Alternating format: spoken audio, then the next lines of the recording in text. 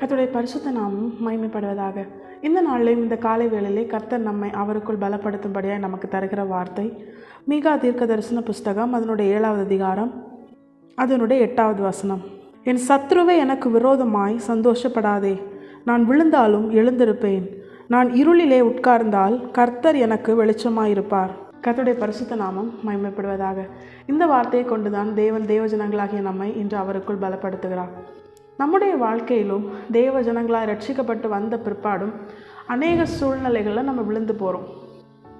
அநேக நிலைகளில் நாம் கர்த்தருக்கு பிரியமில்லாத காரியங்களை செஞ்சிடறோம், தெரிந்தோ இல்லை தெரியாமலோ, இல்லை ஏதாவது ஒரு காரியத்தில் துணிகரமாக நம்ம என்ன பண்ணுறோம், இப்படிப்பட்ட தேவனுக்கு பிரியமில்லாத கிரியைகளை செஞ்சு நம்ம விழுந்து போகிறோம். தேவனுக்கு பிரியமில்லாத கிரியைகளை செய்கிற நபர்களை குறித்து வேதம் காண்பித்து தருகிற விதம் என்ன தெரியுமா? அவங்க விழுந்து போகிறவர்களாய் காண்பிக்கப்படுகிறது வேதத்தில். அந்த விழுந்து போகிறவர்களை குறித்து ஒருவர் துக்கப்படுகிறார், இன்னொருவன் சந்தோஷப்படுகிறான். நம்முடைய ஆண்டவராகிய இயேசு கிறிஸ்து அவர்கள் விழுந்து போகும் பொழுது அவர் துக்கப்படுகிறார். ஆனால் பிசாசாகிய சத்ரு சாத்தான் என்ன பண்ணுறான்? அவன் சந்தோஷப்படுறான். இதுதான் இந்த வசனத்தில் தீர்க்கதரிசியை கொண்டு கர்த்தர் நமக்கு காண்பித்து தருகிறார். ஆனால் தீர்க்கதரிசியை கொண்டு தேவன் நாம் செய்யும்படியாக நமக்கு உணர்த்துகிறது என்ன தெரியுமா? என் சத்ருவே நீ சந்தோஷப்படாதே, நான் விழுந்தாலும் எழுந்திருப்பேன். அப்போ சத்ருவின் சந்தோஷம் இல்லாமல் போகவும் நம்முடைய தேவன் மிகவும் சந்தோஷப்படவும் நம்ம என்ன செய்யணும்? நம்ம விழுந்துட்டோம், ஆனால் நாம் அந்த காரியத்திலிருந்து எழும்புகிறவர்களாக இருக்கணும் அப்படின்னு சொல்லி ஆண்டவர் இந்த நாளில் தேவஜனங்களாகிய நமக்கு அவர் எச்சரித்து உணர்த்துகிறார். நாமும் நம்முடைய வாழ்க்கையில் தேவனுக்கு பிரியமில்லாத கிரியைகளை செய்து விழுந்து போன ஒரு சூழ்நிலையில் காணப்படுறோம். இனி என்ன ஆண்டவர் மன்னிப்பாரா? இனி என்னுடைய வாழ்க்கையில் மீண்டும் அந்த ரட்சிப்பின் அனுபவம் எனக்கு வருமா? நான் ஆண்டவருக்கு பிரியமில்லாத காரியத்தை செஞ்சுட்டேனே அப்படின்னு சொல்லி ஒரு குற்ற மனசாட்சியை நமக்குள் ஏற்படுத்தி தான் பிசாசு என்ன பண்ணுறான்? நாம் விழுந்த நிலையிலே நாம் கிடக்கும்படியாய் அவன் என்ன பண்ணுறான்? நம்ம தள்ளுறான். நம்ம விழுந்துட்டோம், ஆனால் அந்த விழுந்த காரியத்திலேருந்து நம்ம திரும்ப எழும்பாமல் அப்படியே மறுபடியும் எல்லா காரியத்திலும் தேவனுக்கு பிரியமில்லாத காரியங்களை செய்து எல்லாவற்றிலுமே விழுந்து போகிற அனுபவமாய் நம்முடைய வாழ்க்கை மாறணும் தான் சத்ரு நமக்குள்ள ஒரு குற்ற மனசாட்சியை உருவாக்கிட்டே இருக்கிறான். தேவன் உருவாக்குகிற ஒரு உணர்வுள்ள இருதயம் எதற்காக? நாம் செய்வது தவறு என்று அறிந்து அந்த காரியத்திலேருந்து நம்ம மனம் திரும்பும்படியாக தேவ சமூகத்தில் போய் மன்னிப்பு கேட்கறதுக்காக. ஆனால் பிசாசு ஏற்படுத்துகிற அந்த குற்ற மனசாட்சி எதற்காக? நம்ம தப்பு பண்ணிட்டோம், இனி நம்மளால் என்ன பண்ண முடியாது, மறுபடியும் ஆண்டவருக்கு பிரியமாக வாழ முடியாது, ஆண்டவர் நம்ம ஏற்றுக்கொள்ள மாட்டார் அப்படின்னு சொல்லி ஒரு தவறான ஒரு எண்ணங்களை நமக்குள்ளே ஏற்படுத்தி நம்ம விழுந்து போன காரியத்தில் மீண்டும் நம்ம தவறு செய்யும்படியாக நம்மை தூண்டுவதற்காக பிசாசு என்ன பண்ணுறான்? அப்படிப்பட்ட ஒரு குற்ற மனசாட்சியை உருவாக்குறான். இதை நம்ம 2 பேருடைய வாழ்க்கையில் தெளிவாய் பார்க்கலாம். பேதுருவும் யூதாஸ் காரியத்தும் இயேசு கிறிஸ்துவுக்கு விரோதமாய் கிரியைகளை செய்தாங்க. 2 பேருமே விழுந்து போனாங்க. யூதாஸ் காரியோத் இயேசு கிறிஸ்துவை காட்டி கொடுக்கும்படியான ஒரு கிரியை செய்தான். பேதுரு இயேசு கிறிஸ்துவை தூஷிக்கும்படியான ஒரு கிரியை செய்தார். அப்போ இந்த 2 பேரில் நம்ம பார்த்தோம்னா யூதாஸ் காரியத்தினுடைய வாழ்க்கையில் நம்ம பார்க்கும்போது அவன் தான் விழுந்து போன அந்த நிலையிலே அவனுடைய ஜீவனை இழந்து போகும்படியாய் அவன் என்ன பண்ணலை? அவன் எழும்பணும்னு நினைக்காம அவன் பிசாசின் கிரியைகளுக்கு ஒப்பு கொடுத்து அவன் நாண்டு கொண்டு செத்தான் அப்படி நம்ம பார்க்குறோம். ஆனால் பேதுருவை குறித்து நீங்கள் பார்த்தீங்கன்னா அவர் மனம் கசந்து அழுது இயேசு கிறிஸ்துவோடு அவர் உயிர்த்தெழுந்த பிற்பாடு ஒப்புரவானதை நம்ம பார்க்க முடியும். இவங்க 2 பேருடைய வாழ்க்கையிலுமே நம்ம பார்த்தோம்னா அவங்க விழுந்து போன காரியம் என்பது ஏகதேசம் ஒரே மாதிரி தான். 2 பேருமே ஆண்டவராகிய இயேசு கிறிஸ்துவுக்கு விரோதமாக தான் என்ன பண்ணினாங்க? கிரியைகளை செஞ்சாங்க, பொல்லாத கிரியைகள், விழுந்து போனாங்க. இந்த 2 பேரையும் கம்பேர் பண்ணும்போது பேதுரு தான் அதிகமான பொல்லாத கிரியை செஞ்சார். அவர் தூஷிக்கவும் தொடங்கினார் அப்படின்னு நம்ம வசனத்தில் பார்க்குறோம். ஆனால் பேதுரு தன்னுடைய வாழ்க்கையை கிறிஸ்துவுக்குரியதாய் மாற்றவும் அவர் மீண்டுமாய் தன்னுடைய ஸ்தானத்தை திரும்ப பெறவும் கிறிஸ்துவின் உடையவனாய் மாறவும் கர்த்தரை தன்னுடைய வாழ்க்கையிலே மகிமைப்படுத்தி கர்த்தரை சந்தோஷப்படுத்துகிற ஒரு மனுஷனாய் பேதுரு மாறவும் யூதாஸ் காரியோத் சகலத்தையும் இழந்து போய் விழுந்த நிலைமையிலே மடிந்து போகவும் என்ன காரணம்? விழுந்ததிலிருந்து எழும்ப மனதில்லாமல் பிசாசினால் கொடுக்கப்பட்ட அந்த பொய்யான போதனையை கேட்டு ஒருவன் தன்னுடைய வாழ்க்கையை முடித்து கொண்டான். ஆனால் பேதுருவினுடைய வாழ்க்கை அப்படி அல்ல. அவர் மறுபடியும் ஆண்டவராகிய இயேசு கிறிஸ்து அவரை திரும்பி பார்க்கும் பொழுது வசனத்தில் நம்ம பார்க்குறோம், பேதுரு 3 தடவை மறுதலித்த பிற்பாடு இயேசு கிறிஸ்து என்ன பண்ணினார்? பேதுருவர் திரும்பி பார்த்தாராம். இயேசு கிறிஸ்து பார்த்த அந்த பார்வையில் பேதுரு தன்னுடைய தவறை உணர்ந்து அவரால் சொல்லப்பட்ட அந்த காரியத்தை உணர்ந்து அவர் மனம் கசந்து அழுதார். அவர் அதிலிருந்து எழும்ப அவர் விரும்பினார்.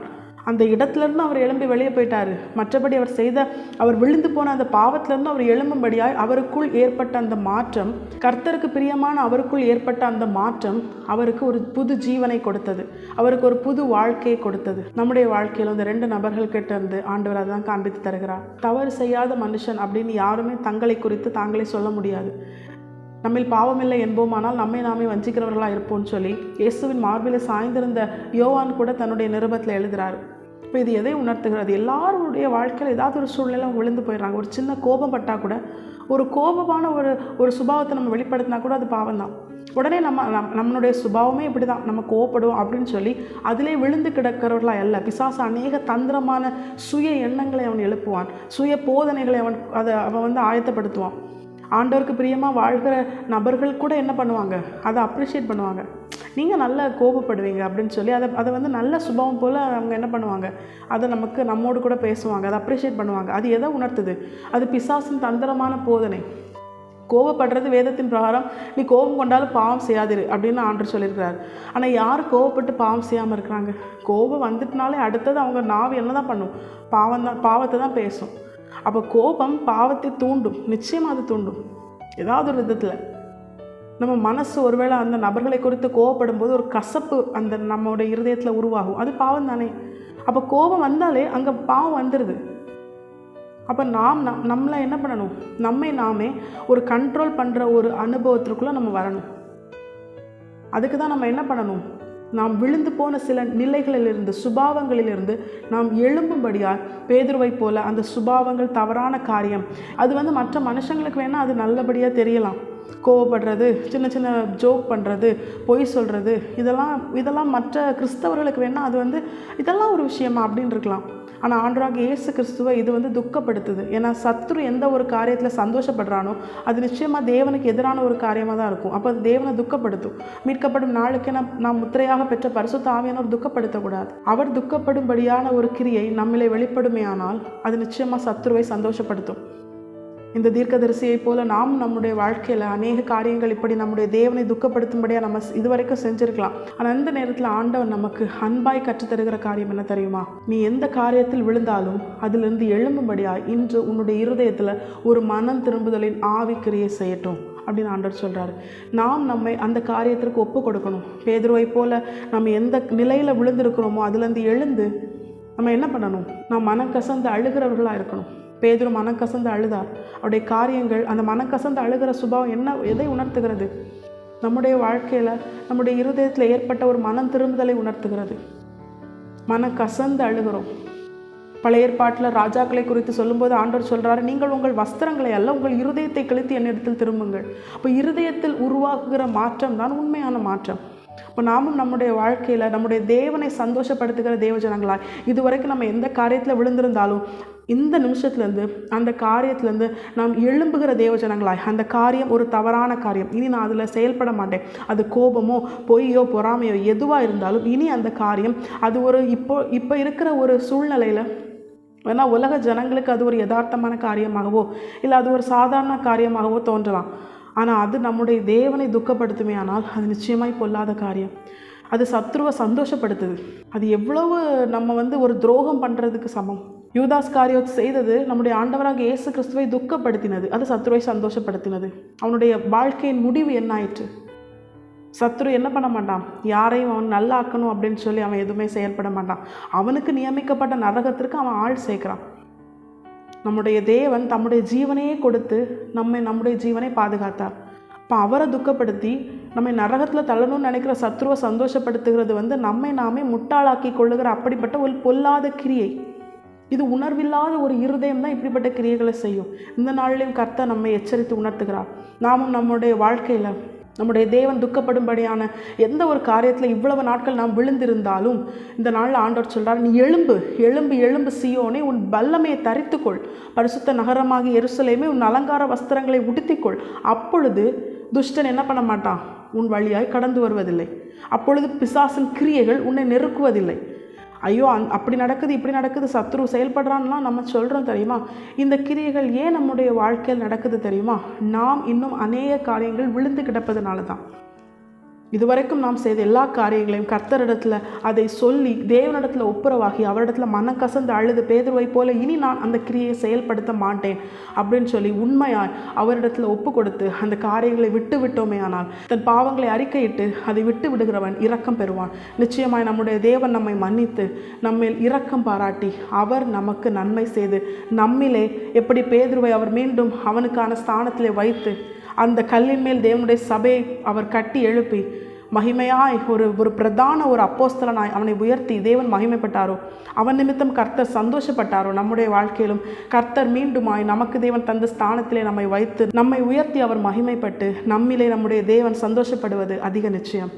இந்த வசனத்திலும் கர்த்தர் நமக்கு உணர்த்துகிற இன்னொரு காரியம், நாம் சத்ருவால் நெருக்கப்பட்ட விழுந்து போன சூழ்நிலை எதை உணர்த்துகிறது தெரியுமா? நாம் இருளில் இருக்கிற அந்த சூழ்நிலை உணர்த்துகிறது. ஆனால் கர்த்தர் சொல்கிறாரு, நீ எப்பொழுது உன் மனம் கசந்து அழுது என்னிடத்தில் திரும்புகிறாயோ, எப்பொழுது ஒரு மன திரும்புதல் உனக்குள் கிரியை செய்கிறதோ, உன் இருதயம் என்னை நோக்கி திரும்புகிறதோ, அப்பொழுது நான் உனக்கு இரக்கம் செய்வேன், நான் உனக்கு வெளிச்சமாய் இருப்பேன். எவ்வளவு இருள் இருந்தாலும் நான் உன்மேல் வெளிச்சமாய் உதிப்பேன் ஆண்டவர் சொல்கிறார். இனி சூரியன் உனக்கு பகலிலே வெளிச்சமாய் இராமலும் சந்திரன் தன் வெளிச்சத்தால் உனக்கு பிரகாசியாமலும் கர்த்தரே உனக்கு நித்திய வெளிச்சமாய் இருப்பார். உன் துக்க நாட்கள் முடிந்து போம். நம்முடைய துக்க நாட்கள் முடிந்து போய் கர்த்தருக்குள் களி கூர்ந்து மகிழ வேண்டுமானால் கர்த்தர் நம்முடைய வெளிச்சமாக இருக்கணும். எந்த இருளும் அப்பொழுது நம்மை அணுகுவதில்லை. இதை தான் எரேமியா 31வது அதிகாரம் அதனுடைய 19வது வசனத்திலையும் 20வது வசனத்தில் நீங்கள் பார்த்தீங்கன்னா, எப்ராஹிம் தான் செய்த தவறை உணர்ந்து கர்த்தரிடத்தில் திரும்பின போது கர்த்தர் சொல்கிறாரு, எப்ராஹிம் எனக்கு அருமையான குமாரன் அல்லவோ, அவன் எனக்கு பிரியமான பிள்ளை அல்லவோ, அவனுக்கு விரோதமாய் பேசினது முதற்கொண்டு என்னுடைய இருதயம் அவனுக்காக அவனை நினைத்து கொண்டே இருக்கிறது, அவனுக்கு உருக்கமாக இறங்குவேன் ஆண்டவர் சொல்கிறார். நிச்சயமாய் நாம் அவரிடத்தில் திரும்பினோமே ஆனால் நம்முடைய கர்த்தர் நம்மேல் உருக்கமாய் இறங்குவது அதிக நிச்சயம். கர்த்தரை சந்தோஷப்படுத்தி கர்த்தருக்காக வாழுவோம். எந்த நிலையில் விழுந்திருந்தாலும் அதிலே எழும்பும்படியால் கர்த்தரிடத்திலே நாம் நம்மை அர்ப்பணிப்போம். நிச்சயமாய் நம்முடைய தேவன் நம்மை எழுப்பி விடுவது, நம்மை எழுந்து நிற்க செய்வது அதிக நிச்சயம். நம்மிலே நம்முடைய கர்த்தர் மகிழ்வதும் அதிக நிச்சயம். இந்த வார்த்தையை கேட்ட நம் அனைவரையும் கர்த்தர் தாமை ஆசீர்வதித்து வழி நடத்துவாராக. கர்த்தருடைய பரிசுத்த நாமம் மட்டுமே மகிமைப்படுவதாக. மாரநாதா, இயேசு வருகிறார். ஆயத்தமாகவும் பிறரை ஆயத்தப்படுத்துவோம். ஆமென்.